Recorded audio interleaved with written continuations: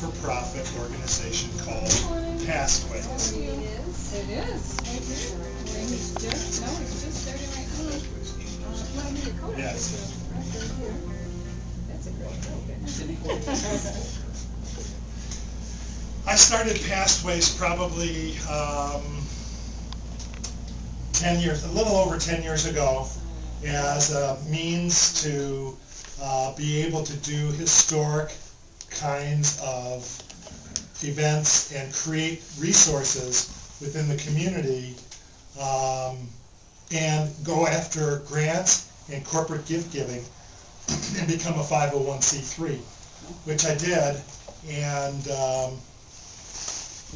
since I started that, we've done a lot of different types of events and created different kinds of resources. The open house, the grand opening of the museum, was attended by another historical commission friend of mine.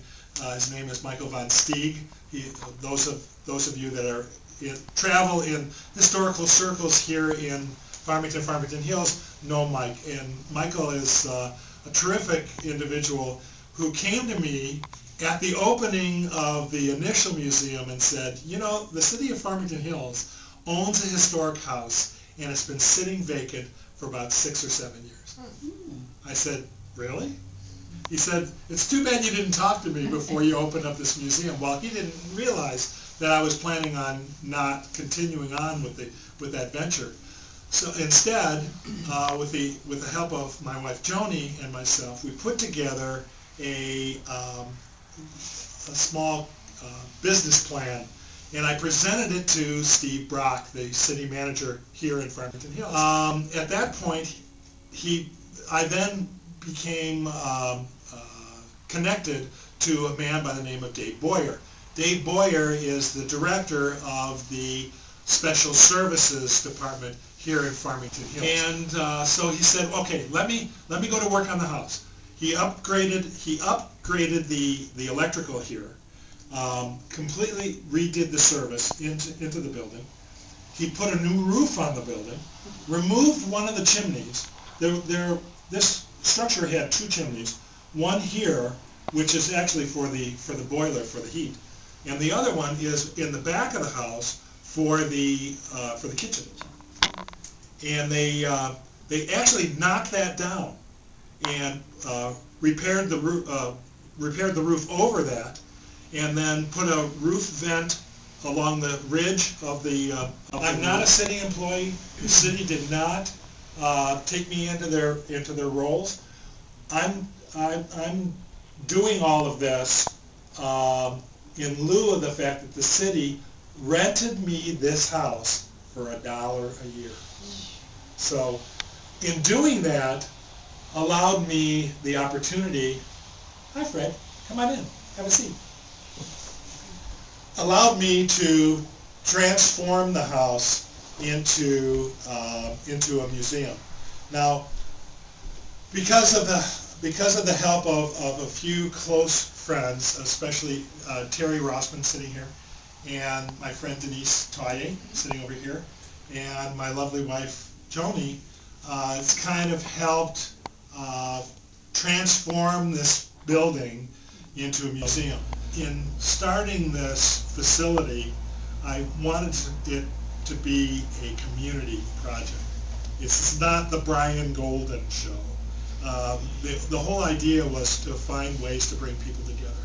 And that's why I'm very excited that all of you that have taken a few minutes of your day to come here today means a great deal to me, because I know that this is truly a project that will encompass the entire community of Farmington and Farmington Hills. But to get back to the archive that is over the watchful eye of the Farmington Hills Historical Commission, is going to be combined with another collection, which is called the Pastways collection. Now, Pastways has a collection of all kinds of artifacts from Farmington, and as does the Historic Commission and Pastways, because within Pastways and within the culmination of this museum is bringing together all 6 historic organizations in our community. We have the Farmington Historical Society, the Farmington Historical Commission, the Farmington Genealogical Society. We have the Farmington Hills Historical Commission, the Farmington Hills Historic District Commission, and we have our local branch of Questers. So with that in mind, we have so many organizations. You should all be aware of the fact that in the city of Farmington, there is the Governor Warner Mansion. It's a wonderful house museum. It's a terrific facility, and it's a terrific tribute to Governor Warner, our illustrious governor who actually served 3 consecutive terms. He's the only governor that served 3 consecutive terms in the state of Michigan. He served from 1904 to 1911. His home is a show place. It's a beautiful, beautiful home, and it's a house museum. So it's laid out in a Victorian style with Victorian furniture.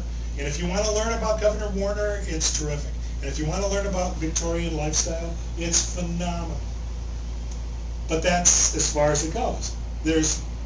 Because it's run on a very limited basis, they opted to take all the resources, the historical resources, like books, photographs, maps, and all that, and give them to the library, because the library's open every day. When they did that, it left a hole in Farmington history at the Governor Warner Mansion.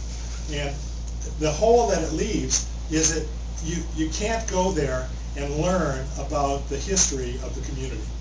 You can learn about the history of Governor Warner and about Victorian lifestyle, but there's nothing dedicated to our founder, which is Arthur Power, a Quaker that came here in 1824. There's no reference to him at all, and as well as many of the other families that came into this area, like the Lapham family, and the Grace family, and the Chamberlain family, and there were key players in Farmington history that came into this area, and unless you go to the library and look up some book, you aren't going to know a whole lot about it. And I thought it was strange that we didn't have a museum dedicated to our history. And that's the reason why I thought it important to establish something that school children and people that live in the community can come to and learn about our roots and our heritage.